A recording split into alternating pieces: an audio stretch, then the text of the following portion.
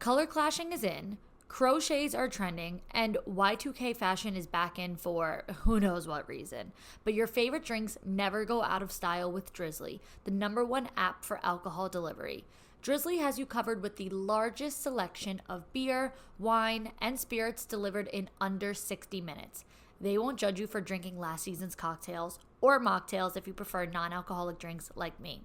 And maybe you can't be talked out of participating in the 2000s revival, but at least they can get you out of wearing those jelly platforms to the corner store. With Drizzly, it's easier than ever to find a timeless classic or shake it up with something fresh. Need something special to impress the trendsetter who has it all? Give the gift of drinks with Drizzly, because you can't buy wine in the wrong size. It's a no-brainer. Download the Drizzly app or go to drizzly.com. That's DRIZLY.com today. Settling is not an option for me. Everything I desire is already mine. What if you can have it all? Because every day is for the girls. Hello. Welcome back to another episode of For the Girls. I'm your host, Victoria Alario. And now we are getting on to part 2 of today's Dear Victoria Q&A segment. If you are starting here, you may want to go and start with part 1. It really doesn't matter the order. It's all different questions. But I answered some really good questions, some really long, in-depth ones, and some really quick, short ones over in part 1, which was uploaded right before this one. So let's get right into it. Question 13. My ex has been reaching out every few days, begging to hang out for the last 6 months, and I usually ignore him or say no. I had a weak moment last week and finally gave in, and then he ignored me. What the hell? I don't understand the point, and I'm just mad because I feel like he has the upper hand now. I so badly want him to text me again so I could ignore him. It's so frustrating to know that I fell for his games once again. Any advice on how to just forget about this if I don't hear from him again? Okay, well, first of all, the only reason why you want to hear from him again is your own ego. It's your own pride. You want the satisfaction of him being the one to text last. And quite frankly, it doesn't matter. Like, that's so irrelevant who texts who last. I know in your mind that determines who has the upper hand, the one who texted last or whatever it might be. But in the grand scheme of things, not at all. The upper hand is the person who knows their boundaries, their standards, and they stay firm in them, and there's no bending the rules. It's a non-negotiable. These are my standards, these are my boundaries, like, you're done. Because quite frankly, history repeats itself. And he might not reach out for a long time, but chances are he will reach out again. He doesn't seem like the type of guy who has any sort of boundaries or standards or high values or morals, because look at what he does. He plays games. He has no emotional maturity. He has no mental maturity. Who does what he does? Who wastes somebody's time for 6 months knowing that they have bad intentions? He chased you for 6 months because he enjoys the games. He thinks that this is funny or it tickles some sort of fancy for him, whatever it might be. And then when he gets what he wants, he's done because he didn't actually value you. He doesn't actually care about the relationship or trying to like get back together or anything like that. It's literally just him not being careful with your feelings because he has none of his own, so he's not really considering yours at all. But now all you need to do in this moment is decide which way you want to go. One would be, my pride, my ego is that important that I'm going to keep his number unblocked. I'm going to keep his Instagram unblocked, and I'm going to wait for the day that he finally reaches back out again, and then I'm going to get to ignore him and all will be well in the world. To me, that is not the upper hand. To me, the upper hand is removing that person's access to you altogether, meaning block, meaning they cannot contact you again. It won't even be possible for him to reach out and for you to ignore him again because you are revoking his access. His access to you has been denied. I block people instantly because I don't need the satisfaction of knowing if they reach back out again. I don't want to hear from you again. You disgust me. You hurt my feelings. You played games with me. You weren't careful with my feelings. Why would I want you to ever be able to contact me again? So it reminds me of a guy that a while ago. This was like well over a year ago. We were talking and he always canceled on me. Like every time that we would try to make plans, well, he would try to make plans. He would come back around and sometimes I would say no, but then other times you give in because you're like, well, I'm single and I have nothing else to do. So let's see, you never know. That was the mindset. I'm like, you never know. What if, yeah, he canceled a couple times, but then it works out really well and whatever. So finally, after like the fourth or fifth fucking time of this guy canceling the day of, oh my God, I'm stuck at work. And like at some point it might be true, but like the way that he went about it, it wasn't just like he told me in advance that he's stuck at work. He would tell me like 30 minutes beforehand. You know what I mean? So he was just inconsiderate, which sounds like your ex. Anyway, the final time I went off on him again. I said, do not ever try to make plans with me again. Do not contact me. I am sick of your shit. You're annoying. You waste my time. Like, enough. And then I blocked him as soon as I sent that message. Now, at this time, he was always on and off of Instagram, like had an account, disabled his account, deleted his account, like very back and forth. And at that time, he did not have an Instagram account. So when I blocked his number, I couldn't block his account because there was no account to block. And then one day, a while later, maybe say like 8 months after that, I get a DM from him being like, hey, like, I've tried to like reach out. I really wanted to like apologize. You know, everything went down really bad. And I literally opened the DM, read it, and then blocked him there too. Because first of all, it made me die because I'm like, how dumb are you that you tried contacting me a few times? Like, can you not tell that your number was blocked? Like, can you not tell your text or delivering? But what I will say is like, it didn't give me any sort of fulfillment or satisfaction knowing that he tried reaching out. Like, I genuinely don't give a fuck. I do not want to hear from you. You waste my time and you're inconsiderate of me and my feelings and you clearly don't value me. So what good does it serve me to know that you're trying to get in touch with me? Quite frankly, it's insulting. The fact that you even tried contacting me, texting me, calling me means that you think I'm a fucking idiot or you think that I'm someone with little to zero to no value that I would be willing to communicate with you again. You think I would be willing to talk to you again, to hear from you and try to, accept your apology or to make plans. Like, that is insulting to me because absolutely not. I say what I mean and I mean what I say. And when I told you, do not contact me again, I'm done with you, I meant do not contact me again, I'm done with you. That does not mean when you decide in a few months that you want to try to get it together, come back around. No, that means fuck off.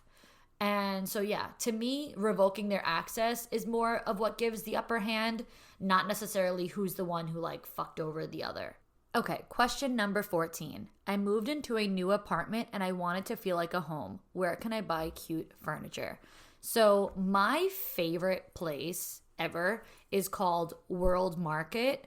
Now, I thought that World Market was only an online store, but they actually do have stores in person. So go on their website and like type in your zip code and see if there's one near you. I literally happened to be driving past one once and I was like, holy shit, is that World Market my favorite online store? And I went in and there was everything I ever bought online was in that store and I couldn't believe it. So that's my favorite.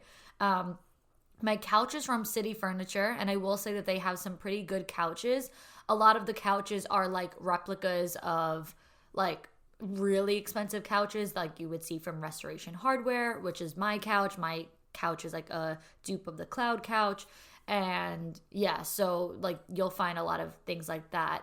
I do shop on Wayfair. I think Wayfair is like the Amazon of furniture, honestly. I feel like anything I've ever thought of in my head and just like wanted, I was able to find on Wayfair. Like, I'm the type of person who will envision something that I want, not that I saw it anywhere, not that I knew where to get it, but I'm just like, I want a white column. And like if you know what my living room looks like, I have that white column where I have like a bust on there and I have now I switched it and I put my vinyl, like the record player on there. I've like posted it on my story a few times. But anyway, I didn't know exactly where to find one, but I went to Wayfair, looked it up, and I swear to God, it was the exact white column that I was envisioning in my head. So Wayfair to me is honestly really easy. Another one that I like is Overstock. I've definitely gotten some chairs and things around my apartment from there, so that's a really good one. And then you just can't go wrong with like Crate and Barrel, Pottery Barn, West Elm. Those are really nice too. Of course, they are definitely more expensive than the others. I would say everything I just mentioned is very, very affordable, but I also do invest as well. I mean, even things like my frames and my mirrors, I really get a lot of things customized. So like all the frames in my apartment, people are always like, where'd you get it from?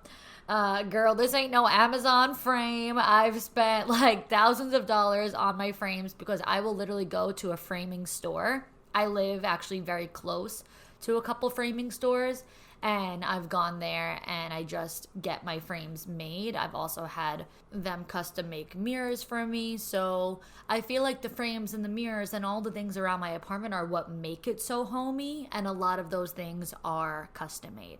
Question 15. What tips do you have for creating balance in 2023 like you talked about on TikTok?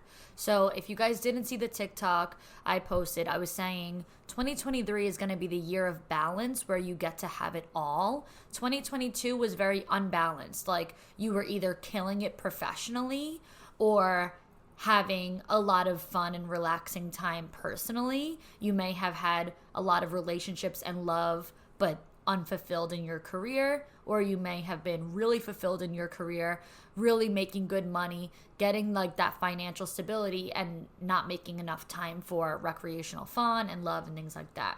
But 2023, I believe, is going to be the year that we get the whole, like, you know, we fill up the whole pizza pie. I was using a focaccia bread as an example. So I'm like, look at this focaccia bread. It looks like a pizza pie. It's a circle.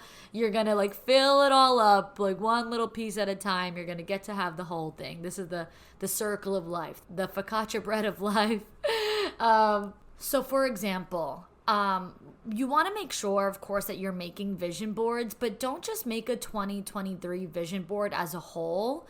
You can do it by month or by week. Like break them down into having specific things that you want to target each month. So for me, this month, next week, I start my pottery class. Like I enrolled in a 10-week program because I wanted to make more time for hobbies in 2023, aside from just the typical like journaling and things that I always do. I wanted to actually be a part of something and really invest my time and money and effort and energy into something. So I signed up for a class. So starting January 10th for 10 weeks, I'm going to be doing pottery.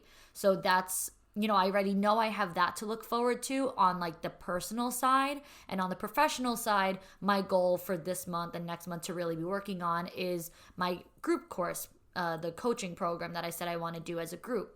That's as per usual. I say it every week. That is linked in the show notes. Get on the wait list for the details to come out about that. But yeah, like those are two different things that I'm currently focusing on right now, and I'm knowing how to balance my time so that I'm seeing fulfillment in both things. So I'm not going to overwork myself on a Tuesday because Tuesdays are like dedicated to my hobbies. So on Tuesday during the day, I have my personal training, like I'm doing workouts on Tuesday during the day, and then in the evening is when I'm going to have the course, like the pottery course. So I know I'm not going to be working Tuesdays on the group coaching program that I'm going to come out with because I'm going to be focusing on doing that on like Monday and Wednesday, whatever it might be. So I'm just really organizing my time accordingly to be able to do both things without being overwhelmed.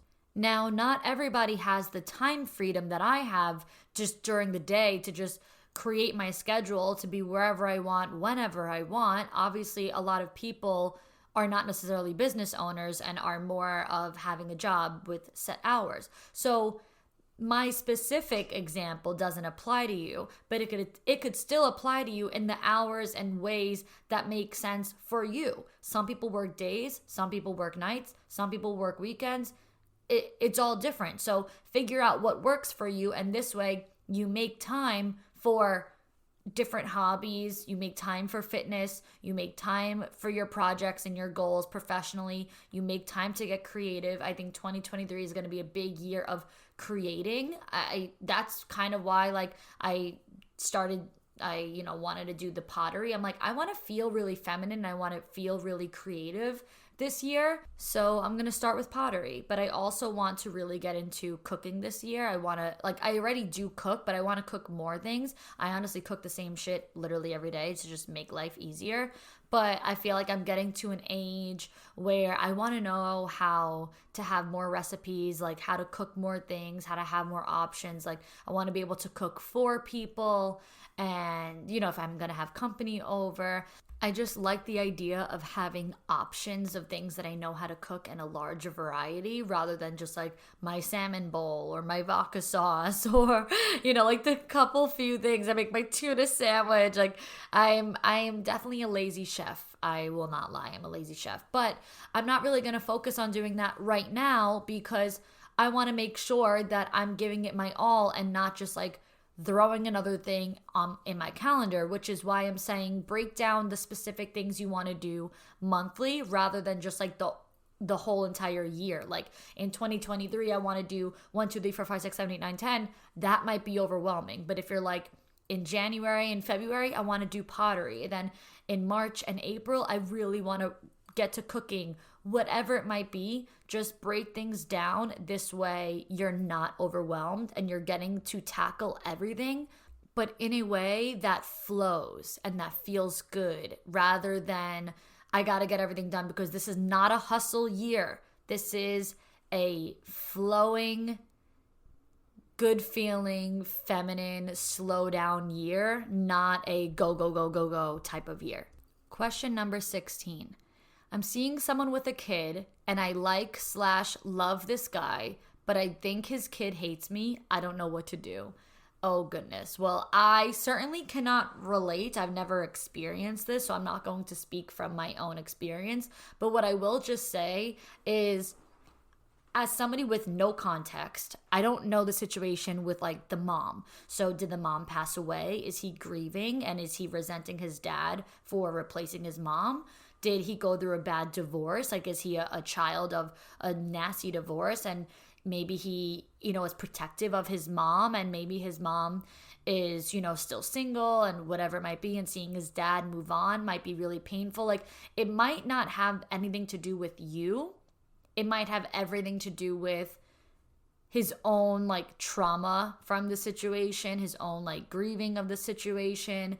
And I think all you can really do is respect his boundaries. Like, if he doesn't want to be around you, I really wouldn't like push it and try to force him to be around you. What I would tell your partner is like to maybe try to start incorporating like plans like slowly, but of the three of you, like going to a baseball game or a basketball game, or going to see a movie, or going to dinner, like just trying to do fun things. It doesn't have to be anything too formal. It could literally be like going mini golfing or going to the beach, going, I don't know, on a hike, on a walk, whatever it might be. Just daily things. You can even look up, like for me, I live in Hoboken, and I follow an account called The Hoboken Girl, and she posts like, here's 100 things going on in and around Hoboken this week. And every week she does a roundup of like all different things that are like going on and coming up. And you'll see like, oh, there's like a pizza night here, or there's family night, kid night, karaoke bar, or there's a bingo night here. Like, try to find things that are going on in your area and slowly incorporate them, like as like the three of you doing them. But don't do it so much to the point where you're like forcing a kid to be around you who simply doesn't want to be in your presence, because that's not gonna make him like you anymore. You just want him to like warm up to you and like, do your best as far as just being friendly and motherly, but not like like being like maternal but not motherly. Let's put it that way. Like don't try to act like his mom, but show that maternal like care for him and protection and interest in him and that comfort and that nurturing, and see how that goes. I mean, if he straight up does not like you, like he's like, nah, fuck my mom, I don't care about that, I don't like this woman, there's something off about her, then sure, go ahead and take it personally and figure that out however you guys want to resolve conflict. But if that's not the case, then you just gotta, like, you know, show him who you truly are, let him have a good time around you, and also really respect his boundaries. And now another no-brainer money-saving tip from Progressive. It looks like your luggage is over 50 pounds. Is there anything you can take out? Oh yeah, let me just toss all these $20 bills. Great. Let me grab you a trash can. Stop. Instead of throwing money away, move some clothes into a carry-on. And here's a better tip from Progressive on how not to waste money. Don't pay too much for car insurance. Drivers who switch and save could save hundreds. Progressive Casualty Insurance Company and affiliates. Potential savings will vary. Question 17. How do I stop thinking about a situationship? I've been struggling all day. Well, it's as simple as this. See things in black and white. Point blank period. Do not see things for the potential. Stop romanticizing situations. Stop romanticizing your thoughts. This is a situationship that is confusing, unclear. The lines are blurry. You don't know how he feels or how she feels or whatever it is.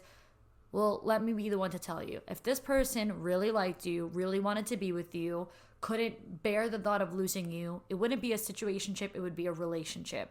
There would be commitment. They would be devoted to being with you. And the black and white truth is that they're not. You are not in a committed relationship, and that's the reality of the situation. So there's nothing to really keep thinking about, because now you're just overthinking and romanticizing. So you need to unromanticize your thoughts, gain clarity, and see things exactly for what they are, not for what you think they could be. Question 18. How do you feel about dating someone 5 to 10 years older? Well, let's put it this way. I pretty much exclusively date men 5 to 10 years older than me. I actually just today blocked a guy who's like 13 years older than me. I will say that they don't necessarily get more mature with age. They really don't.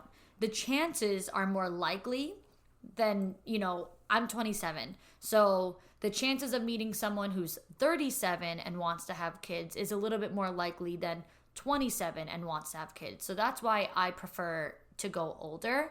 But clearly it hasn't proven to be that much more worth it. What I will say is I deal with less like bullshit. Like I don't deal with the boys that like love to go out and party and get drunk and like hook up and all that. Like every guy that I date is way past that. So even though they still may lack a little emotional maturity, they are like mentally and physically mature in the sense of like, I'm not dealing with fuckboy party boys. And I notice a lot of guys my age in their 20s act like they're in their 20s. You know, they go out, they party, and I'm like an old freaking lady. So like one of the last guys I went out with, 8 years older than me, 35, good job, you know, the whole thing. And he ghosted me, like literally ghosted me. We went on a few dates. Everything was really good. I had no reason to think that it like wasn't working out. He was like very much into me and pursuing me, and his actions and words expressed interest. And I'm very self-aware. So like I know when somebody's energy is off. I know when someone is not feeling it, doesn't like me. Like, no, he was consistent and he was persistent and everything was fine. He literally actually texted me to make plans. Like we were talking on DM because he had responded to my story, and he was like, oh, tomorrow I'm going to text you to make plans. Like, sorry, I've been so busy with work, something like that. And so I was like, okay, no worries. So the next day he texted me, but it was late. He just got home from work, and I was honestly already asleep, like a little early. So I just answered in the morning, hey, what's up, whatever. And then he just didn't even respond. Like, he texted me to make plans, exactly what he said he was going to do, and then just never answered again. That was it. Gone.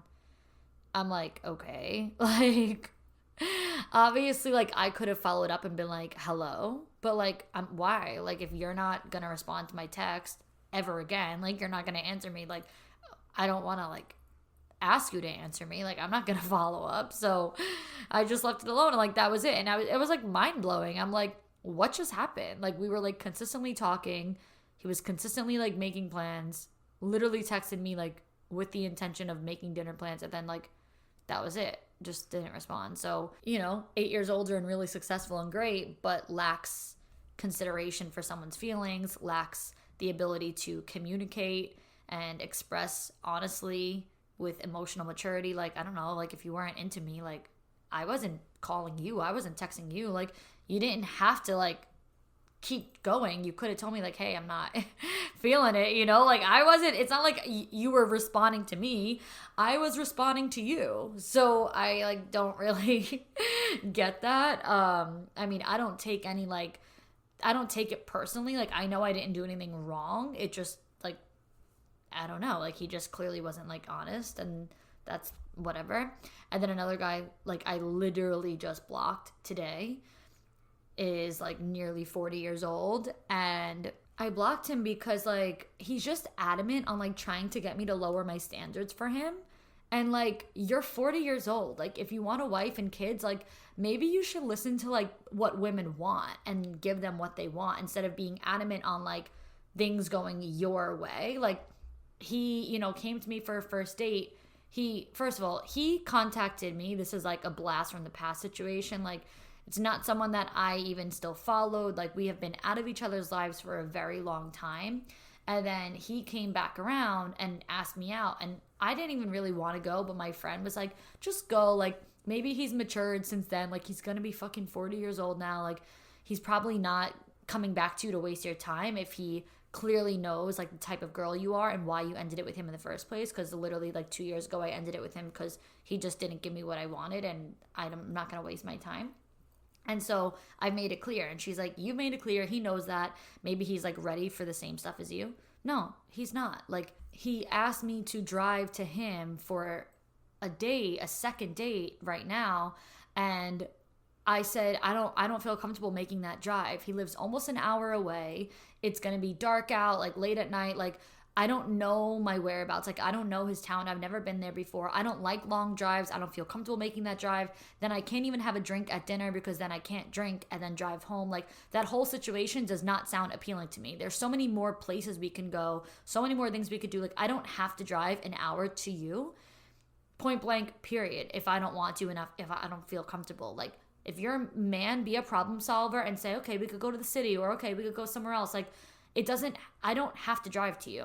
And so I told him no. And he literally this morning says to me, I'm going to be straight up with you. If you want to continue this, you're going to drive to me. I'm not asking for a lot. End of story.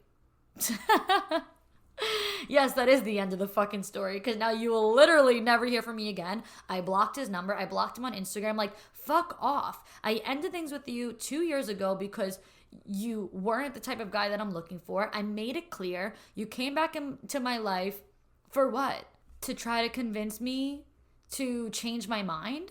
Like, you are not the type of guy that I am looking for. You can find anybody else to accept your offer.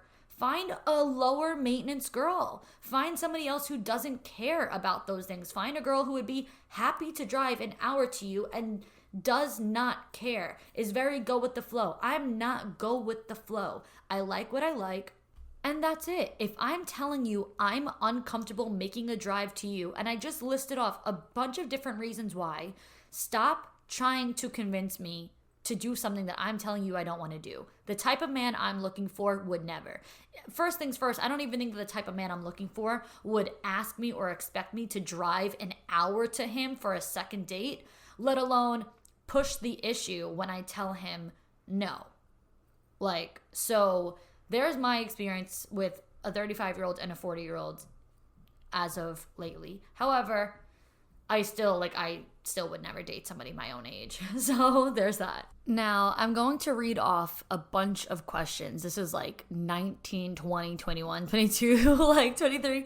I'm going to read off a bunch of questions and I'm going to answer them all in one because they're all different questions from different people, but they can all have the same kind of answer. So question 19 is wanting to be treated like a princess bad? Question 20 is any tips for confidence while dating?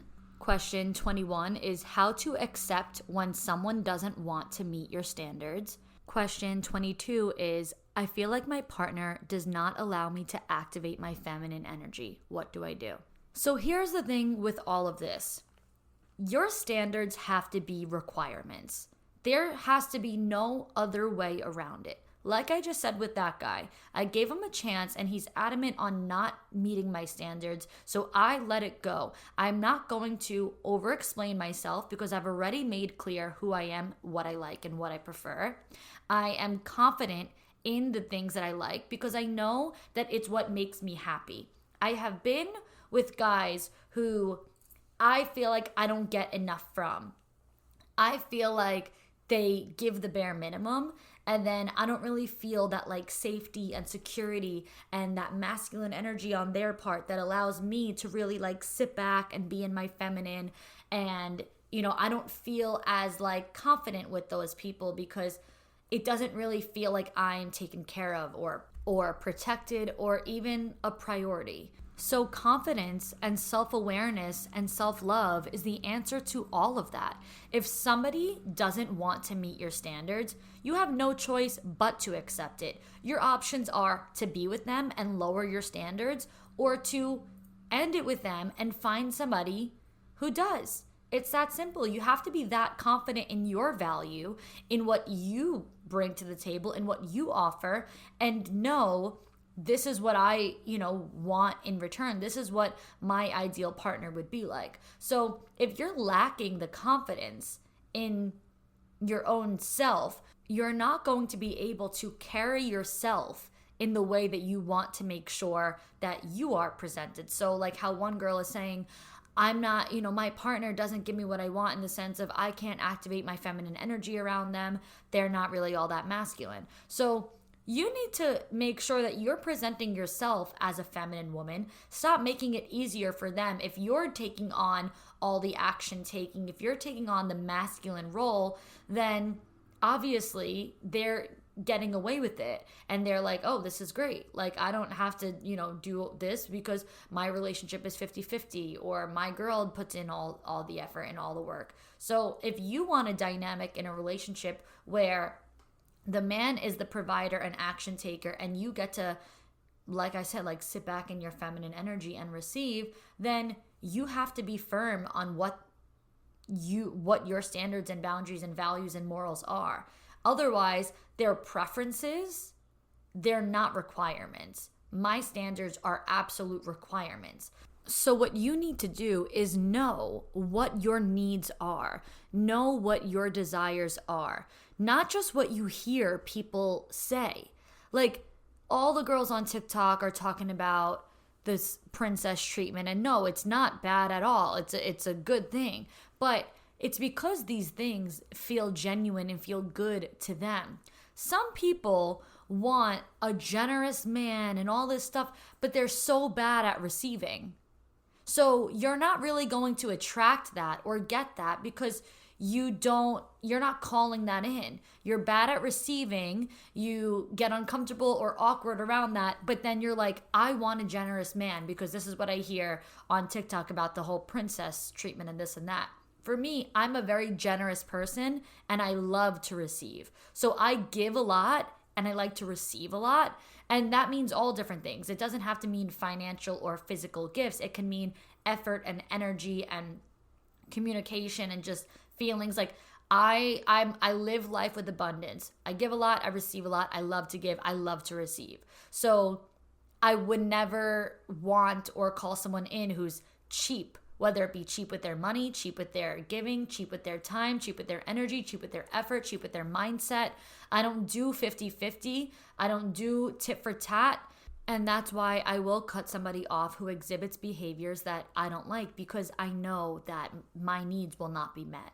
Because I know what those needs are. I know what my desires are. So know what they are, because princess treatment and all that could be different for everybody. Getting your standards met could be different for everybody. Feminine energy for you could be different than feminine energy for somebody else. Like, there's so many different layers to what it is that you actually want. So once you acknowledge what they are and understand what they are, start practicing it within yourself. Fill up your own cup. Take yourself on dates. Give yourself the things that you want from a partner. And this way, you're not sitting around lacking it and waiting for somebody to give it to you. If you want flowers, get yourself flowers. If you want to go on nice lunch or dinner dates, take yourself on nice lunch or dinner dates. If you want to go on a beach date, take yourself to the beach. Whatever it is, all I'm saying is fill it up for yourself, meet your own needs and desires. This way you can confidently say, like, I know this, I like this, I love this, it feels good to me, and there's no other way around it.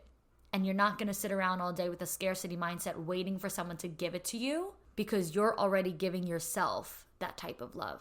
Question number 23. How do you deal with self-doubt with more elegance? This is actually a very good question, and I really appreciate that question. For starters, let me just say that as confident as I am and my career is revolved around confidence, I'm also a human being, and I experience self-doubt plenty of times. There are always going to be moments in anyone's lives where they feel insecure or doubtful or unsure, uncertain, whatever, especially like within ourselves. Like we want to be the best, we want to do better, we want to have the best, we want to make sure that we are up to par, right? So I definitely experience self-doubt, but I think one of the best and easiest ways to overcome it, like internally with grace, without spiraling, is to combat your negative thoughts. So you can literally collect evidence around yourself and your negative thoughts of the contrary. So if you have a negative thought or you have self-doubt that you're not good enough for something or that you can't do something, go ahead and try to prove that doubt wrong. So when I say collect evidence around it, I literally mean if you doubt I can't get on TikTok and create good content, start getting on TikTok and creating the content and prove yourself wrong. If you think that you're not smart enough to achieve something, go all in on it. Become obsessed with it and study it and practice it and work on it and do it and prove yourself wrong. Whatever your self-doubt is around, whether it's personal, professional, doesn't matter. Make it a point that you need to collect evidence on why it's untrue. And alongside that is just really monitoring your self-talk in general. Even aside from getting after it to collect evidence and combat the thoughts, just monitor the thoughts in general, because so many of us get wrapped up in our own head and then we don't consciously stop ourselves. We think the things subconsciously or unconsciously and we do nothing about it, and then we go on with our day, and that's the thought that we have in our head. But instead, if you actually pay attention and live really, really consciously and mindfully, then you when it happens, when it comes up that you're thinking these things, you'll be able to snap out of it and pull yourself back and say, wait, I'm thinking negatively. I'm not going to do that today. I'm going to remove the negative thoughts today. Let me think positively, or let me do something positive. Affirm yourself positively. So it's almost like giving yourself a compliment and affirm why it's true.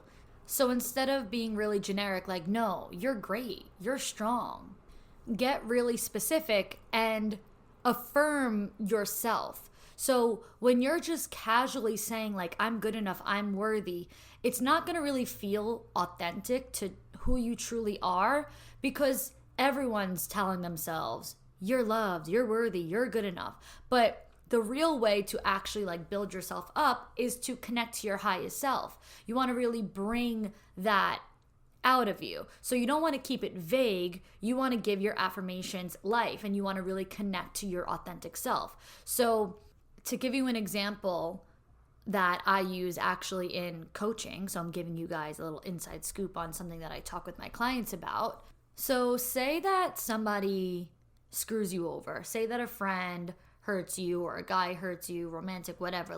Say that you have another failed relationship and now you're having self-doubt that nothing works out, I'm not good enough, whatever. You feel love doesn't belong to you, relationships don't belong to you, and now you have all this doubt that you need to, redirect, and you need to turn it into an affirmation. So something that I would say in that case would be, I appreciate how willing I am to see the good in others, even when it's taken for granted. So maybe that guy screwed me over, or maybe that person did me wrong, but I will never apologize for giving people the opportunity to do right by me, even if they don't appreciate it and prove me wrong. So I might have given you the opportunity to be with me and you didn't want to take it. That doesn't mean that I should doubt myself. I will not apologize for wanting love and welcoming love into my life and being vulnerable and seeing the good in others. They just happened to prove me wrong, and now it made me stronger. So instead of just saying I'm strong, you would say all of this and say this made me strong, and this taught me lessons that I needed to grow, and now I'm growing and I'm healing and I'm strengthening and I'm uplifting myself, and that's what's empowering.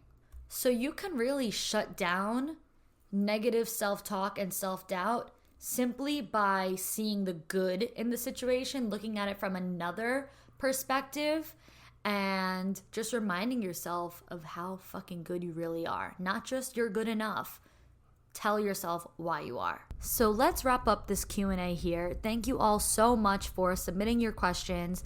I am so excited for this year. I'm so excited for next Saturday, the 14th, for all my girls in Jersey who are going to be doing some boxing together, and there will definitely be more events and meetups to come. So excited to build that community, excited to build my clientele for 2023. If you guys have not inquired about private coaching with me, the links are in the show notes for that. Really excited to work with some of you girls.